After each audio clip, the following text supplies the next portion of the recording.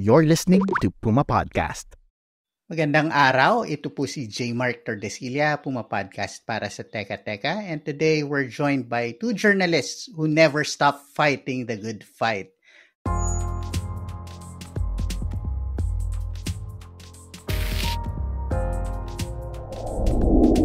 You know Atom Arroyo as a broadcast journalist and documentarian. And also joining us is Voltaire Tupas, a longtime veteran of civic journalism and citizen engagement.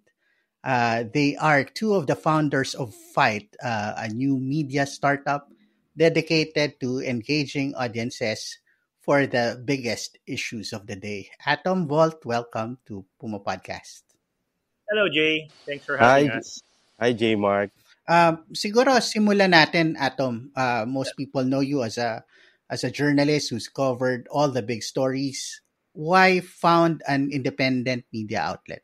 So, Fight was established, if I'm not mistaken. Well, we started talking to each other around 2017. I believe we officially kind of put ourselves out there in 2018. Nabanggit ko lang yung petsa kasi it was also a transition period for me. I kind of was moving, number one, between networks, and number two, between specialties in a way. Dahil matagal akong naging field reporter for ABS-CBN, and then I was also a host there. When I transferred to GMA, I decided to focus more on long-form reporting. But at the same time, yung isip ko rin, parang, kumbaga nakikita ko rin yung how the media landscape was changing back then, and how more and more people were, getting their information from social media. At the same time, even back then, nakikita ko rin yung challenge of the shrinking spaces where journalists are able to publish their work. So sabi ko parang it would be even better if more people get into it. Merong advantage ang mga malalaking organizations like ABS-CBN, GMA, TV5, but there's also a different kind of energy and encourage that a small independent news organization or media organization can bring. So actually, that was the broad strokes of why we founded Fight. It has definitely evolved and changed since then, but I think at the heart of it is that objective of kumbaga, creating more space for journalists to tell stories. Volt, nasabi ko kanina, you helped found Move the PH sa Rappler. We know the big media organizations. Atom and I worked together at GMA. We had UScoop. ABS-CBN has Boto Mo, Patrol Mo. What is the place of Fight in that ecosystem, wherein even the big media companies are trying to build up their own communities? Why the need for an independent venture doing something similar and also some things different? I think the operative word, yung nabanggit mo na, yung keyword ay yung communities. Although back then, when we were starting, parang iba yung landscape noon.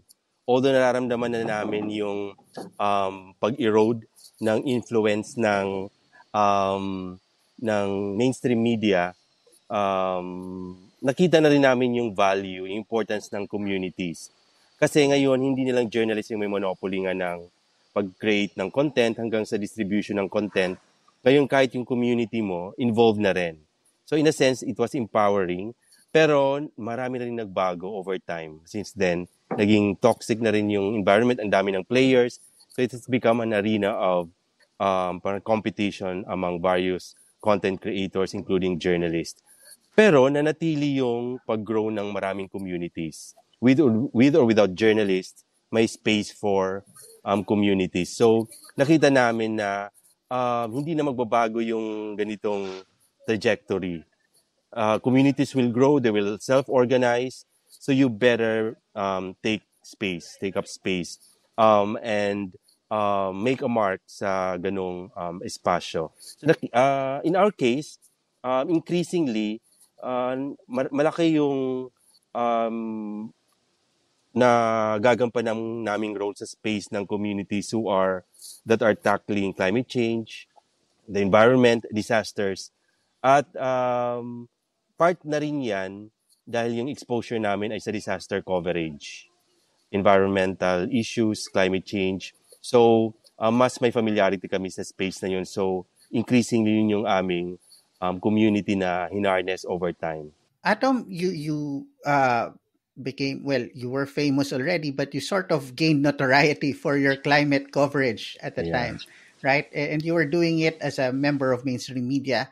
How different is it when you get stories from the community or help them tell their stories rather than, a mainstream journalist parachuting in and basically reporting on the ground versus yung ginagawa ng fight ngayon where you get stories from members of the communities and help them tell it? Actually, nung simula, parang medyo jarring kasi I am a child of mainstream media. Yeah, from 5 and up. You're right. Both as a consumer of mainstream media and eventually as a member of mainstream media, the flow of information and feedback was so much simpler back then. Manonood ka ng TV o mababasa ka ng article. Kung meron kang gustong sabihin, you make a letter to the editor. Hindi na ata uso ngayon yun. And then if you were lucky, your LTTE, as we called it, would get published. Kung sa pahayagan yan, kung sa TV naman, dati may mga segments sila na parang hindi nga ganun kauso Hindi kasing uso sa broadcast media pero parang merong mechanism to send your feedback. Now, as a journalist, as a reporter, doon ako namulat sa ganung klaseng sistema. Although, to be fair, nung naging reporter ako around 2006 yan, sakto nga parang dyan na uso yung mga platforms like Facebook, Twitter. So nakikita ko na rin kung paanong, instantaneous nakaka-react yung audience sa reports namin. In fact, minsan nga nagiging platform pa namin yung mga space na yon. Pero nung panahon na yon, ano lang siya, parang it was just to have a digital footprint nga. Pero eventually, nagbago talaga kasi doon, yun na yung nagiging ngayon. Napapansin ko parang in many ways, yun na rin yung priority. And if I were a reporter now, I think in some ways it's more challenging. Merong opportunities, of course, kasi ang daming tools. Pero in some ways, it's more challenging dahil sa ang dami mo nang iniisip ng mga platform. And going back to your question, when we were first starting out, nung una parang inisip mo, mag-work ba to? Parang ang dating parang hilaw na yung information natin galing lang sa community. Hindi ko na-feel yung pagka-robust, yung robustness ng parang yung disiplina ng pagpupunta doon, nag-news gather ka, isang dedicated news team. Pero eventually parang yun na nga yung naging kalakaran Parang yun na yung paraan kung paano tayo nakakakuha ng information. I mean, I'm still part of mainstream media, so nakikita ko sa mga news report, gabi-gabi, laging merong report na nakuhanan ng kung sinong content creator or kumbaga, ano yung uso ngayon na pinopromote ng mga tao sa social media. So, definitely, on one hand, you feel a little exposed or you feel a little worried about your job kasi may insecurity. Parang you feel like you're just one of the many content creators almost, or one of the many sources of information that has to compete for the attention of people, of the viewers, wherever they may be, on TV or in the social media space.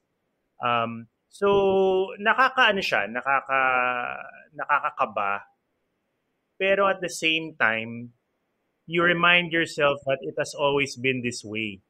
Diba, sabi nga nung isang kanta, video killed the radio star. Eh. Baka this is our turn, no? Parang social media killed the broadcast Or the reporter, mainstream, yeah. the mainstream media star, no?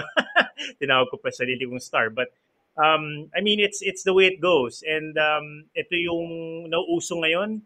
Maybe in another 10 years, iba naman. I don't know what it will be. Maybe AI, but you have to roll with the punches. Mm. Volt, Atom mentioned a word, platforms, and I think one of the biggest things that Fight has been trying to do is to create platforms for the communities that you engage. In fact, you recently released an app, and there was a great story that you uncovered using that app. Can you tell us more about that? Yeah, we've just launched last year this app called Life Saver. It's a crowdsourcing platform for climate action and disaster preparedness, response, and rehabilitation.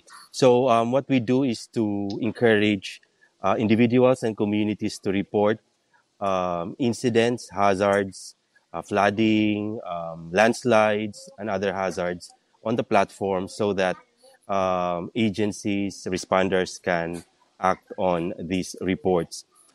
So, ngayon lang namin na-reach yung konting scale after a year ng pilot launch. Kasi dito naramdaman namin yung community at work. It started during the habagat. Parang out of desperation siguro ng ilang mga responders sa kaliwat kanan na baha, they were looking for channels kung saan ma-amplify yung kanilang call for help. And one of our community members, a long-time partner actually, usually we would cover them sa isang barangay sa flood-prone area sa Quezon City. He was so desperate at that time, red rainfall warning yon. Mukhang exhausted na at saka overwhelmed na yung kanilang responders. So they turned to our app because we were promoting it and they asked for help. And then we immediately alerted our partners sa Quezon City because they are our pilot area, pilot users, Quezon City LGU, yung QCDRRMO nila. So in a few minutes, they responded because they trusted the source. Once the agencies or responders know that an information is trusted, they can immediately deploy help.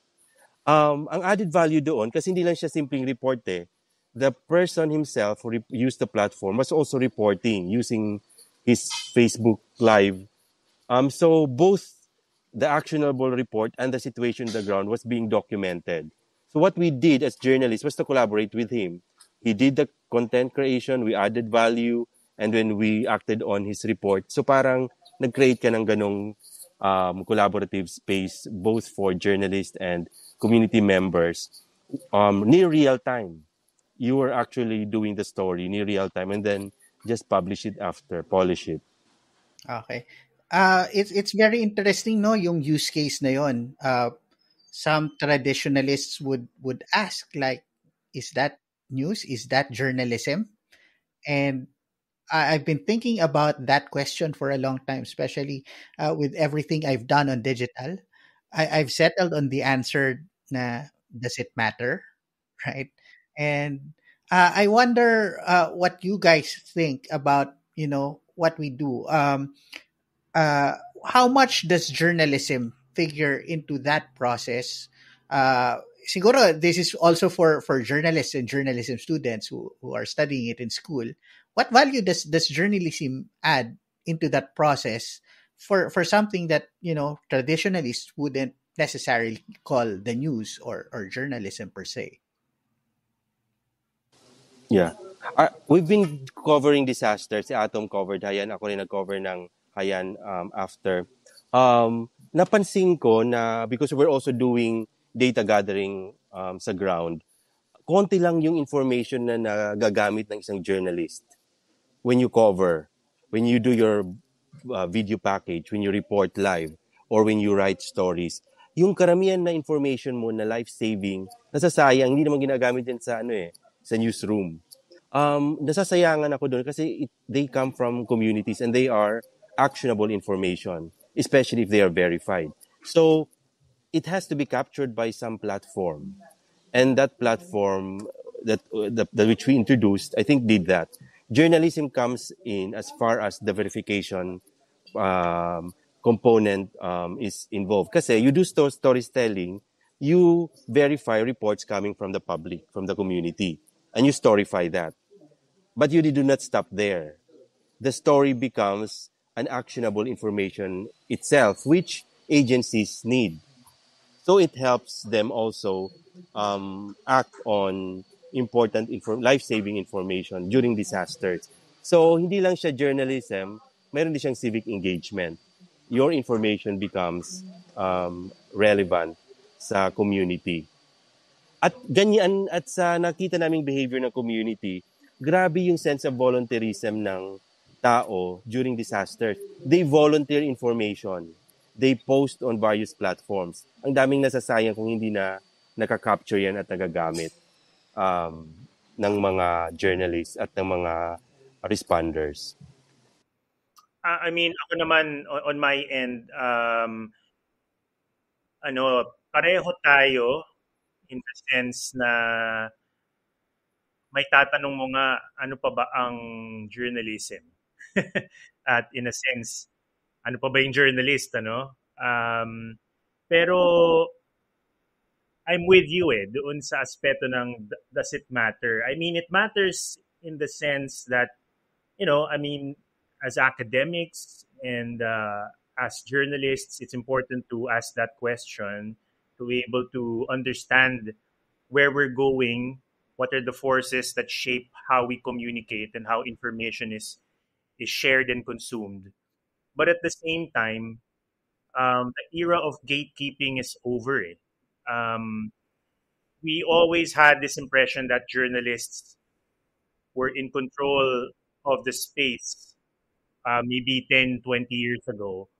But even back then, we were just, I think, a product of the systems that were already in place.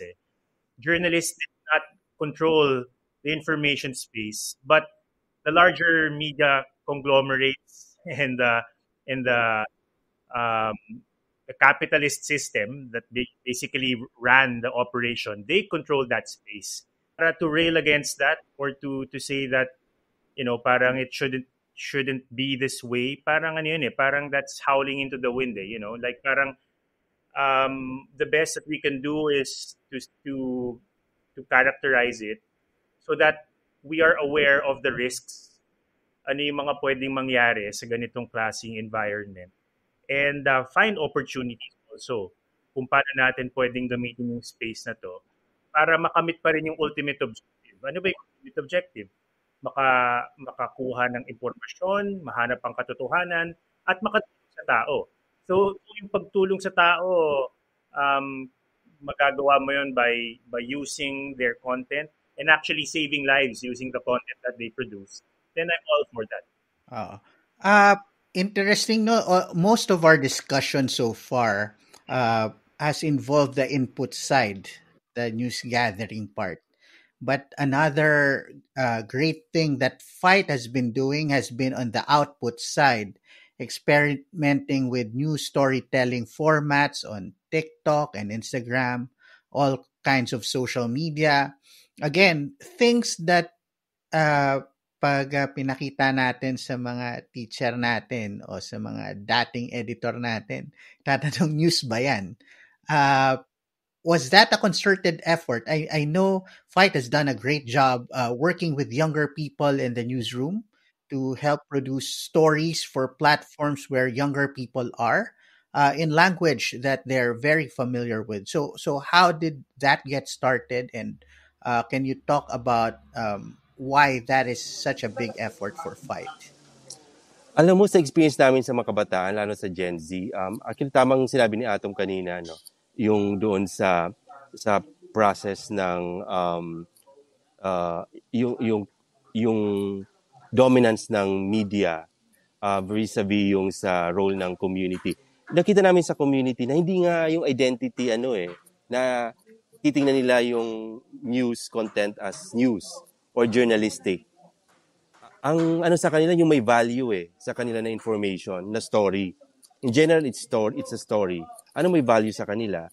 Can they relate to it? Can they engage with it? Can they gain something from it? So, yung value ng information at ng story, at the end of the day, yun ang mahalaga, I think, ngayon sa public. Hindi pa dahil ito ay nanggaling sa isang journalist o dahil sa isang influencer. Although increasingly, kahit dito nasa probinsya ko ngayon, mas ang kilala nila vlogger influencer, hindi kaya identify as a journalist. But at the end of the day, if the content entertained them, it informed them, in other words, may value sa kanila, yun I think yung malaga sa public. Hindi pa yung dichotomy na ito ay news, ito ay entertainment, ito ay content ng blogger. Yun din ang natutunan namin when we started using yung user needs approach. We listen to the public, we create content from it, and then we inject the journalistic practice, yung discipline, verification, balance, and other values ng news na mahalaga pa rin, even when we collaborate with communities and content creators. I wanted to ask, one of the biggest projects that Fight did during the campaign is an investigation into political dynasties, right? And medyo maganda yung presentation kasi ginawang parang Game of Thrones yung treatment doon sa content na yun.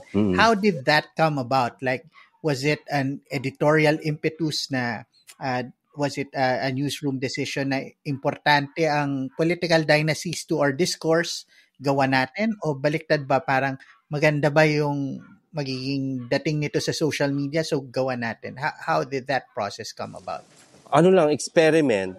Kasi we didn't have the resources to cover the elections, obviously. So we were trying to find yung gap na pwede naming ma-fill in. And at that time, malaki yung discussion. We just listened to trends sa X at saka sa ibang platforms, sa TikTok in particular, at pinag-uusapan yung political dynasties. And then we're also trying to activate our communities. Maraming engagement nung una naming pinost yung, hindi pa Game of Thrones yon, yung political dynasties. Everyone was jumping in, trying to share names sa kanilang probinsya, and then our Gen Zs, of course, and millennials came up with the idea ng Game of Thrones, na why not use Game of Thrones, yung music, dahil patok sa TikTok, and then work around it. And then cards lang siya, slides. Somehow it worked on TikTok, may traction, kahit slides lang siya turned into video sa TikTok. And then suddenly, people were suggesting political families, names of political families. Oh, you cover this, you cover that. And they would add information. And then what we would do is to verify them. And some of our partners, like yung UP Journalism Club at saka yung Tinig ng Plaridel, because they were trained by professional journalists, they pursued stories and verified information coming from the public. So in a sense, it became collaborative sa amin. And then, so tinuloy lang namin hanggang almost 20 ata kami plus na na-cover na political dynasties na usually hindi kino-cover ng mainstream media. Karamihan doon ay suggested ng aming community. So, halo-halo. May mga trolls, mayroong mga authentic, pero yung engagement, makikinig ka lang sa engagement sa community, dadalhin ka kung saan yung story. Atom, that's not how we build stories in the newsroom, in a mainstream media newsroom. What did you think about that process, and were you surprised by how good the output was? Yeah, absolutely. Actually, nung una, I had my doubts Ako yung laging mag-work ba yan?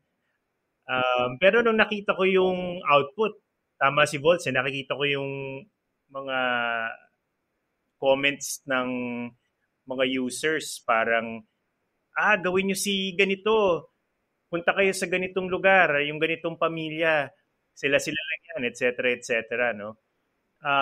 It's a different way of engaging the audience, and you have to acknowledge when people are more engaged, no?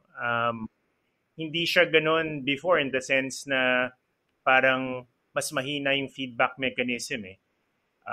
Nag-usap-usap kayo sa newsroom, sabihin nyo, ito yung patok o ito yung magandang gawing storya, and then gagawa kayo ng report. Siguro yung pinakamalapit na to feedback mechanism is yung ratings. Maganda ba yung reception ng audience? Pero ang dami kasing factors at play into dun sa ratings na yan eh. Sa online, I'm sure J-Mark, iba rin ang metrics ninyo.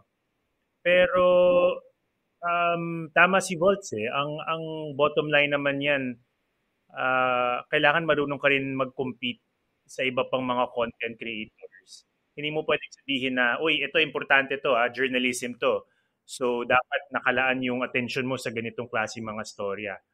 It doesn't work that way. I wish there was some way of convincing people to consume exclusively, or to kind of set aside a certain period of their day or their attention to consume journalism. But it doesn't work that way. So, kailangan marunong ka rin lumaro kung ano yung popular. At hindi mo kalimutan na gamitin pa rin yung mga skills, yung discipline na natutunan mo sa journalism. And for small organizations like us, media organizations like us, cost-effective yung ganong collaborative executions with community. Na-realize namin nung nag-assess kami a week ago, yung resources namin nasa fact-checking. Pero yung nag-yield yung millions of engagement at reach, yung Game of Thrones, na walang masyadong kahirap-hirap. Cards lang yun, wala ngang video eh. Pero yun yung pinakamalaking nagbigay sa amin ng engagement at yung sa metrics namin. Yung fact checks namin talagang video pa yon, pre-produce and all. Mataas din pero not as much as yung Game of Thrones. And only because I think we engage the communities and then nagkaroon ng na parang ownership yung campus journalists to help us. Kasi community nila yun eh, alam nila eh, nandoon. And at the very least, sa panahong hindi ma-report ng community media yung maraming bagay sa kanila dahil sa takot, parang they stood their ground and raised their voices and by sharing information, and we storified them. So I think that's why it resonated with various communities.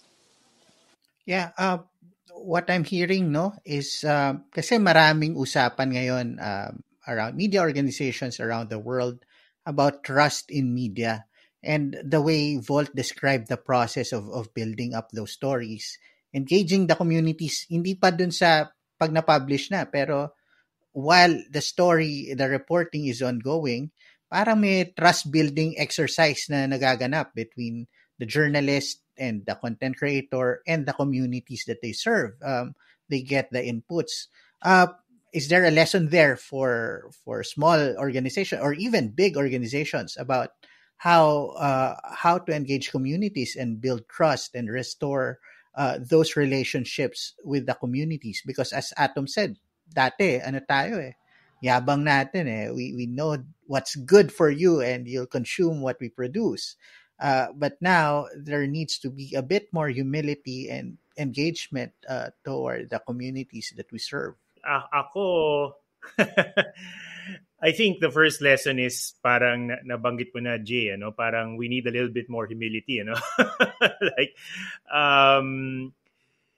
it's easy to forget that the attention and the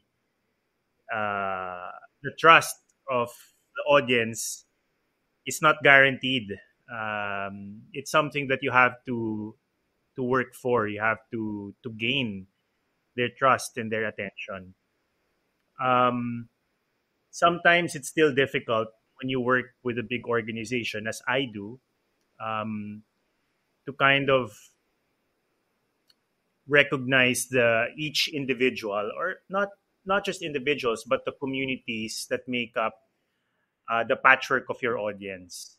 But in some ways, broadcasting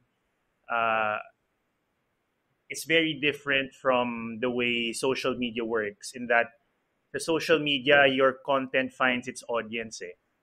Um, Unfortunately, we cannot peek into the algorithm, but the algorithm itself decides which communities would like to get this kind of content.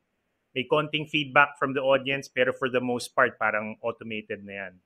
Broadcasting, hindi pa nga ganun Parang scattershot. Ito yung palabas, gusto mo manood, bahala ka, mag-tune in ka. Kaya nga kahit sa amin ngayon, kunyari sa mga docus, in a way, pag nagpo-produce ako, meron pang dichotomy or meron pang nagtatalo pa sa isip ko na, am I going to produce for the mass audience, or am I going to produce because I know this will do well on YouTube or where have you, like Facebook or even TikTok? So, ano na rin parang niisip mo sometimes yung content mo, kailangan ba bespoke na ito? Kailangan ba parang tinutugunan ko na yung needs ng isang particular community or isang particular sector, as opposed to producing content na para merong widest reach, merong magkakast ka ng very wide net, and then just parang let the audience come to you almost. So I think major difference for me when it comes to yung process of creating stories. With GMA, I still am of the former thinking na kailangan mas may wide appeal siya. Pero when it comes to producing content for Fight, for example, it's okay to be hyper-focused to be hyper-local. Itong balita na ito, sigurado hindi masyado makaka-relate halimbawa yung mga taga ganitong region or yung ganitong edad, pero okay lang yun kasi hindi naman yun yung target ng content na ito. So, kumbaga, it's a different way of producing stories. Pero at the same time, pwedeng may possibility na yung storya mas tumagos, mas maramdaman ng audience kasi parang feeling niya talagang para sa akin to. At siguro hindi mo rin masyadong marirealize na marami pala. Halimbawa, kung ito yung original target audience mo, mas mahanap ka pa ng ibang audience kasi hindi mo akalain na relevant din pala para sa kanila yon. Yeah. Building on what Atom is saying, on one hand, syempre malaki yung factor, malaking tulong yung si Atom as a trusted news brand. Pero sa community naman, you nurture it over time. Before reporting, during yung reporting, even after. In our case sa Fight, siguro isang maganda naming ginawa, especially during the pandemic, is to harness yung community namin. Sa panahong online lahat yung tao. And now we're reaping the gains dahil you can just activate the community and collaborate with them. So hindi yun nangyayari overnight, yung pag-trust ng isang news brand, lalo na pag hindi ka personality, ganyan. And to begin with, hindi naman institution-oriented yung mga tao ngayon. Hindi news institution-oriented. It's the persona behind the news report. At in their case, if they themselves create content or co-create with us, nagkakaroon sila ng sense of ownership kahit hindi sila influencer, kahit campus journalist. But because they are telling the story of their community, I think it would resonate with their immediate community. Kaya tama si Atom, yung hyper-local content, mahalaga yun, lalo na sa panahon community-oriented yung maraming content. In our case, for instance, we're now zooming into Iloilo, for instance. Na-harness namin yung community over time. Ngayon lang namin nabalikan uli. And now they're creating solution-oriented stories from their community, which we are launching next week. Both light and constructive or solution-oriented stories from their community.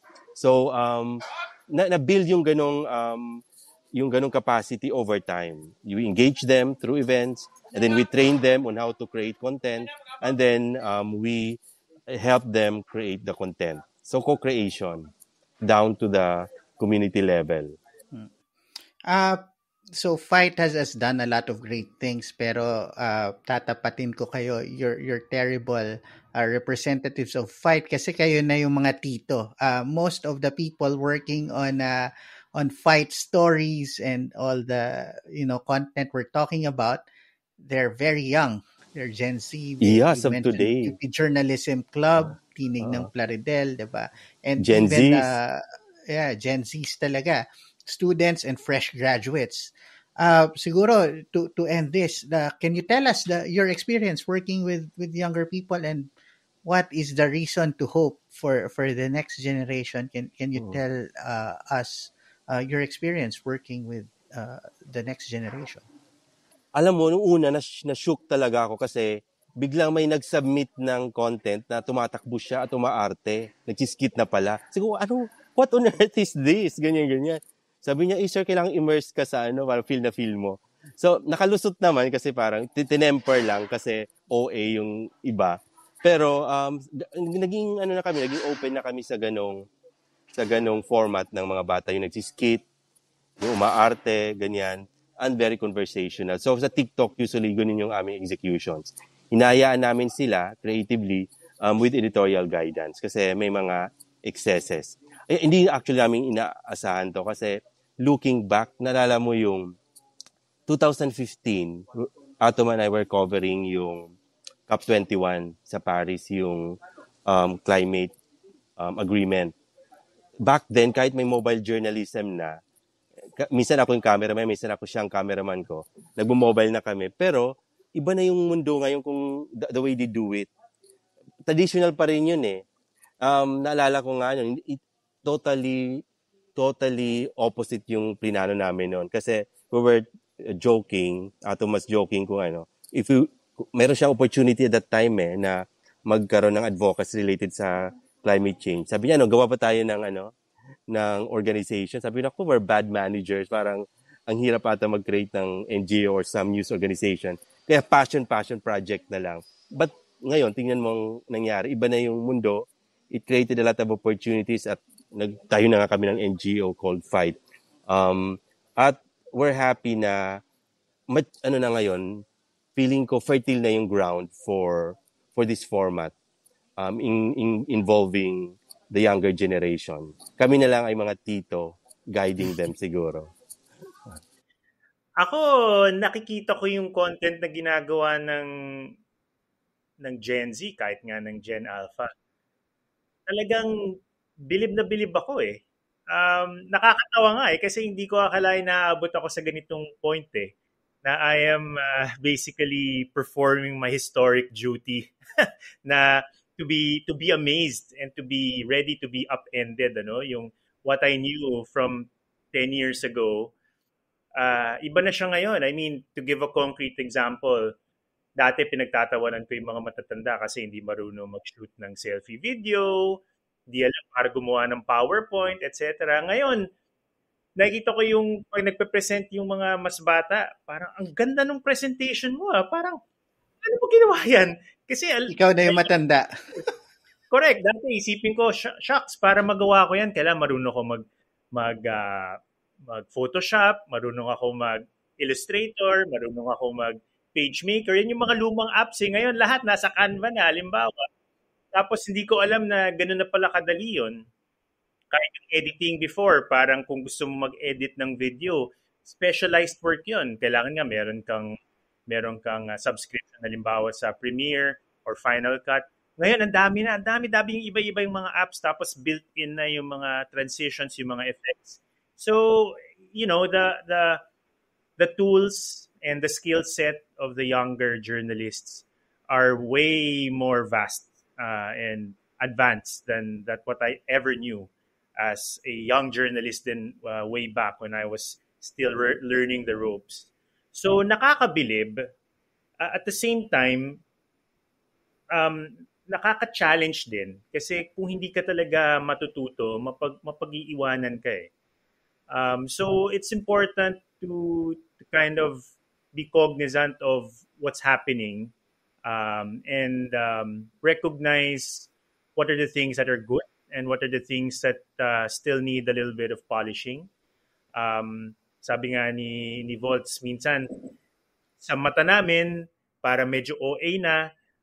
Halimbawa, ang isa natutunan ko, yung millennial post, no, na everybody keep saying na parang kilig-kilig daw ng mga millennials na bago mag-start yung video, para hinihintay muna na mag-roll. Ngayon, kailangan, pagka-roll, nasa gitna ka na ng aksyon. Naalala ko lang kasi kinukwento ni Volts, yung isa tumatakbo na eh.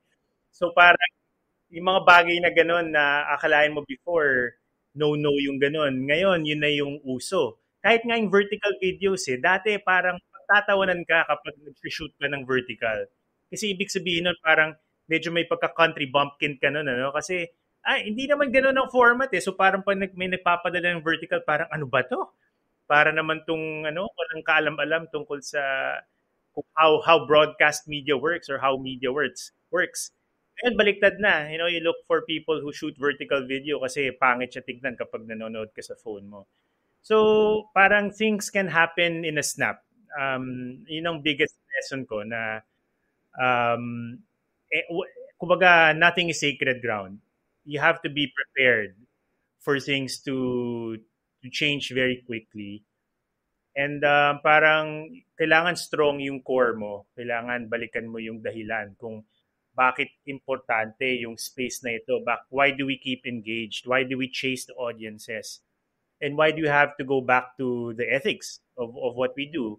Kasi yun yung tanging magiging guiding post mo Yun yung magiging anchor mo. Kahit na magbago yung forms, magbago yung mismong ways of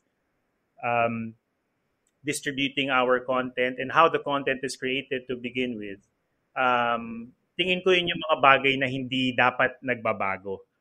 So, ano lang, subukan mo lang sakyan hanggang kaya mo. And then, pag mapag-iwanan ka na, okay lang. At least, di ba? Manonood na lang ako kung ano yung mga ginagawa ninyo. Magiging consumer na lang din ako ng content. Okay. Siguro, to end our conversation today, tell us what's happening next at Fight and encourage our listeners and our viewers to download the app. Okay, alam mo, medyo ambitious yung aming goal. We're going AI din, di ba? And we just produced our first content with you, of course. Thank you. Yung sa climate budget, climate tagging. Tapos yung, meron din kaming, ngayon, nandito na ako sa Tacloban ngayon because we're gonna talk with UP Tacloban students, mga engineering students at or computer engineering students. We're gonna test yung how AI can be used sa aming reports sa Lifesaver content para gawing more actionable information for LGUs and the academe. So, yun, if you want content that's solution-oriented, community-oriented, at content that would inspire action sa community level, you visit fight.ph. Also use our platforms, lifesaver.ph. All right. Thank you, Volt. Thank you, Atom, for joining us. And thank you for fighting the good fight. Fight.